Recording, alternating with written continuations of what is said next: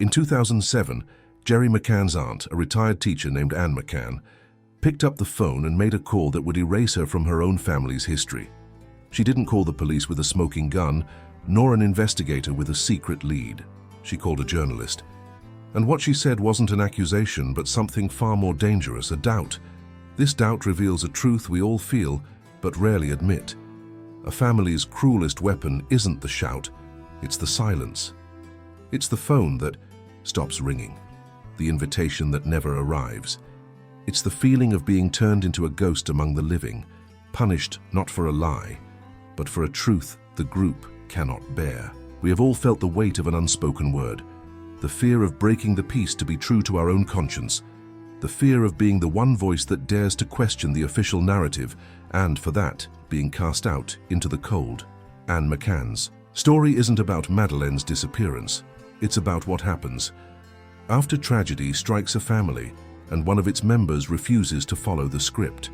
This video will reveal the silent war that took place behind the cameras, the tactics used to silence dissent, and the devastating price paid by the relative who dared to ask the forbidden question. And the answer to what happened to her exposes the invisible mechanics that any group, even your own family, uses to ensure its secrets remain buried. To understand the courage and consequence of that phone call, we need to go back to the earthquakes. Epicenter, May 2007. The world watched as a couple of British doctors lived out every parent's worst nightmare. The narrative was clear, powerful, and unified. An innocent family, victims of a monster. The Portuguese police were incompetent. The British media, led by voracious tabloids, built a wall of sympathy around the couple. The family, united, closed ranks. Jerry's sister, Trish Cameron, became the spokesperson, a loyal and articulate defender. The message was singular. We are together. We believe them. Anyone who doubts is an enemy. So the question that haunts us is not just what did Anne McCann say, but something much deeper and more uncomfortable. What did a retired teacher see or feel that was so wrong with the official version that it made her risk everything? Her family's love, her peace, her reputation, to break the world's most heavily guarded code of silence. The inciting incident wasn't a shout, but a whisper that echoed like thunder.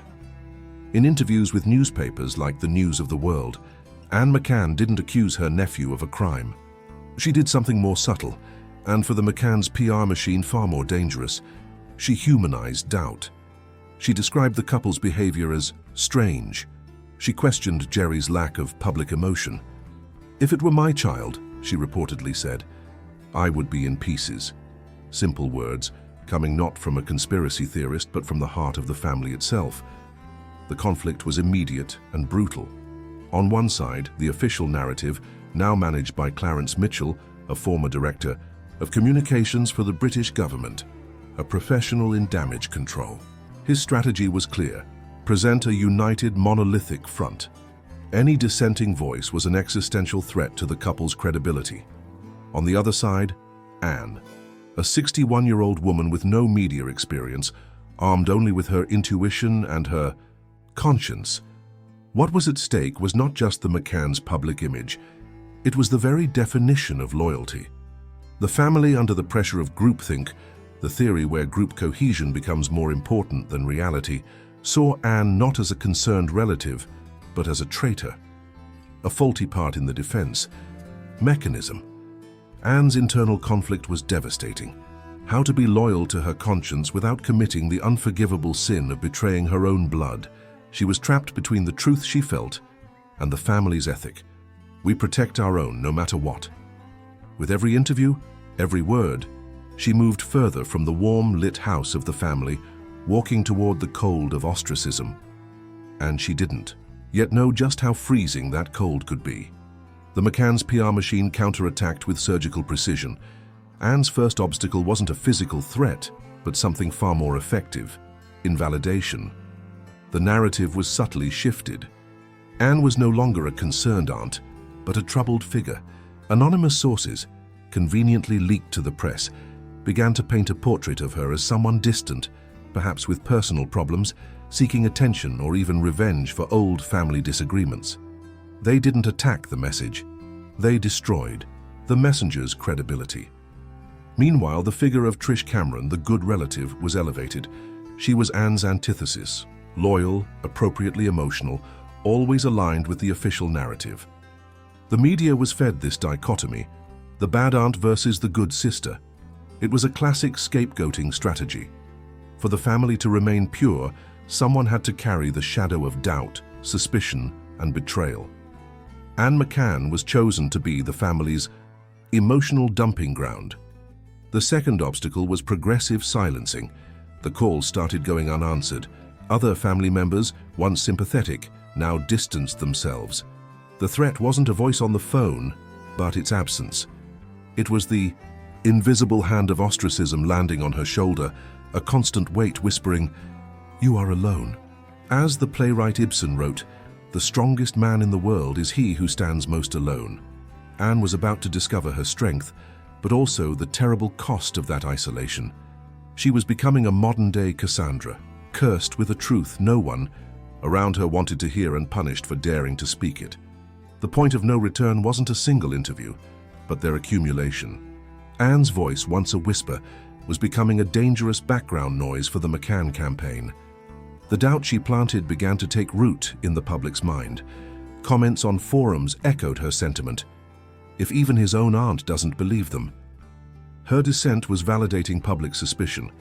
The control machine had to act definitively, and then it happened. It wasn't a public confrontation, but a silent disappearance. After a final series of controversial statements, Anne McCann vanished, completely from the public sphere. The flow of interviews ceased. The headlines disappeared. The silence that followed was more deafening than any statement she had ever made.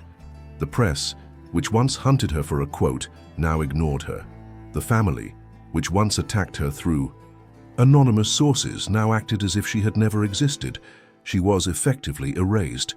This is the moment the dam analogy becomes real. The family's silence is a dam holding back the water of truth. Anne wasn't just poking a hole, she was threatening to break the structure, and the reaction wasn't to plug the hole, but to reinforce the dam and remove anyone holding a sledgehammer. She was made into an example, a lesson for any other family member who might think of speaking out. The message was clear. Loyalty is not a choice, it's a requirement. And the punishment for disloyalty isn't a fight, it's oblivion. But what happened behind the scenes to force this absolute silence? The story we were told is that she simply decided to stop talking. The truth, however, is much darker and reveals the nature of the threat that loomed over her. A threat that left no physical marks, but broke something much deeper. The threat that silenced Anne McCann didn't come in the form of a henchman or an anonymous letter. It came through an act of familial power, executed with the coldness of a corporate strategy. The family, realizing that media attacks were not enough, moved the final piece on the board. It wasn't an attack, it was a peace offering, an ultimatum disguised as concern. A senior family member, an emissary of the United Front, was sent to meet with Anne. There were no shouts, no accusations. The conversation was calm, almost loving. They talked about everyone's pain, about the need for unity in a time of crisis. And then, the proposal was laid on the table. It was simple. Her silence in exchange for her reinstatement. She would be welcomed back. The calls would resume. The invitations would reappear.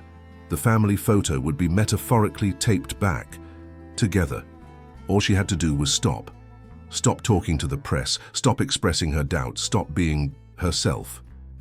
But there was a second part to the offer. The unspoken part, but perfectly understood.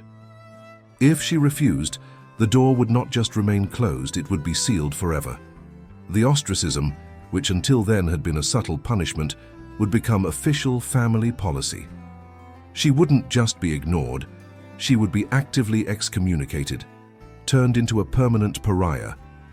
The choice was clear: betray her conscience and belong, or be true to herself and be condemned to perpetual loneliness.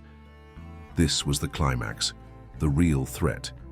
It wasn't about physical violence, it was about psychological annihilation. As Edward Snowden said, sometimes to be true to your conscience, you have to betray your institution.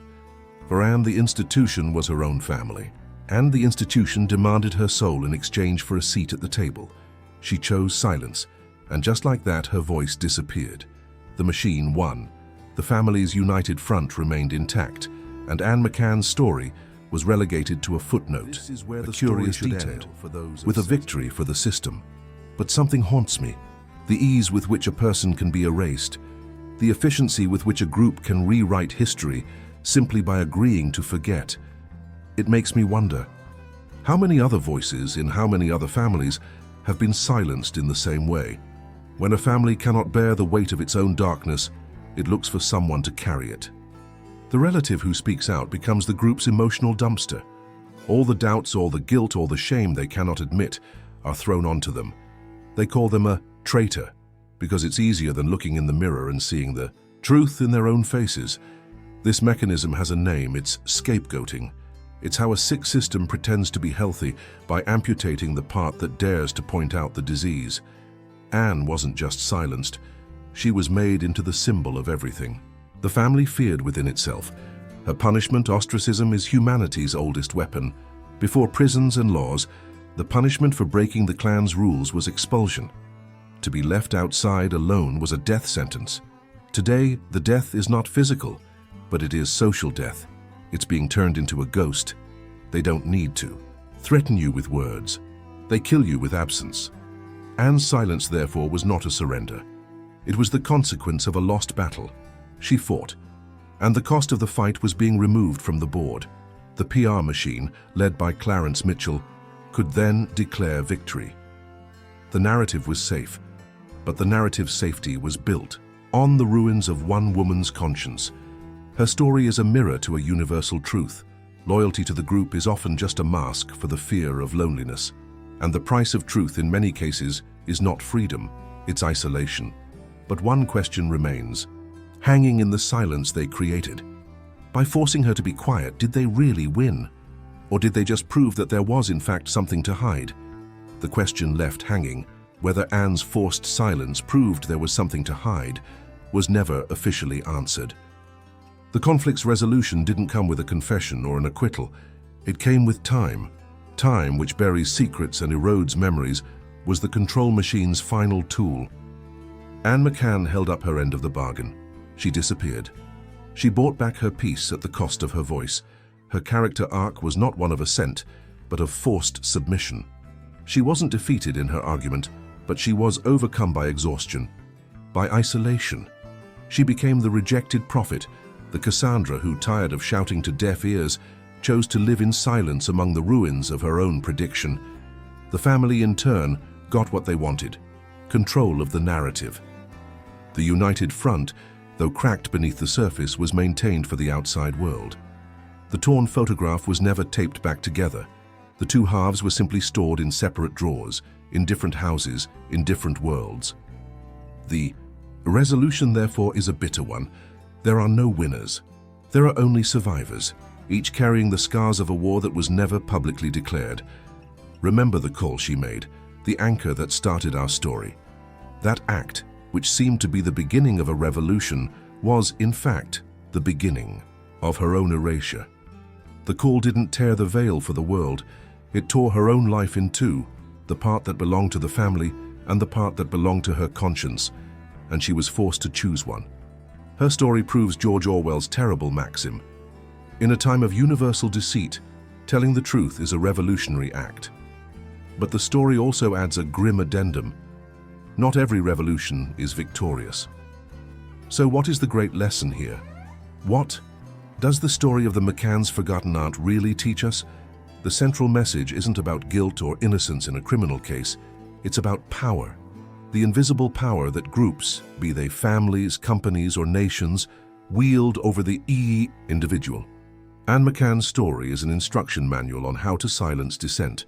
First, isolate the target. Second, destroy their credibility. Third, offer them a way out. Submission in exchange for peace. It's a strategy as subtle as it is devastating, because it turns the victim into an accomplice in their own silencing. And this makes me think about our own lives, about the times we've swallowed a truth to avoid a conflict at the dinner table, the times we've seen something wrong at work but calculated the risk of speaking up and chose the safety of silence. Aren't we all, at some point, faced with Anne's choice? The choice between integrity and belonging? Her story leaves us with an uncomfortable truth. Moral courage is often rewarded not with applause, but with the cold of isolation. And perhaps the true test of character isn't having the strength to speak, but having the resilience to endure the consequences when no one else wants to listen. The question in the end is not what happened to Madeleine McCann. It's what happened to the truth, and what we are willing to sacrifice for it. My final opinion after diving into this story is that Anne McCann was not a traitor. She was the family's conscience, and the real tragedy is not that she was silenced.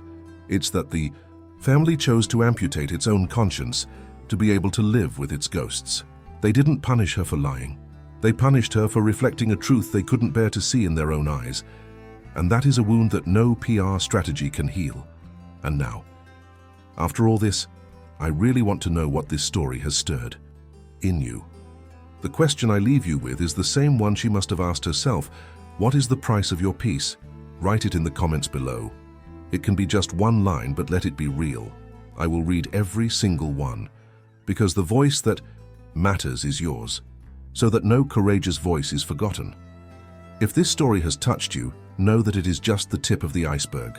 The war for control of the McCann narrative had another soldier, an even more powerful and enigmatic figure, the guardian of silence, Clarence Mitchell. In our next video, we will investigate the man hired to build the wall and the tactics he used to ensure no one could tear it down. It's the other half of the torn photograph. To not miss this follow-up, subscribe to the channel. Be part of this space where we seek the truth that hides behind the official story. Every subscription is a vote of confidence that these stories need to be told. Thank you for staying until the end. Until the next investigation.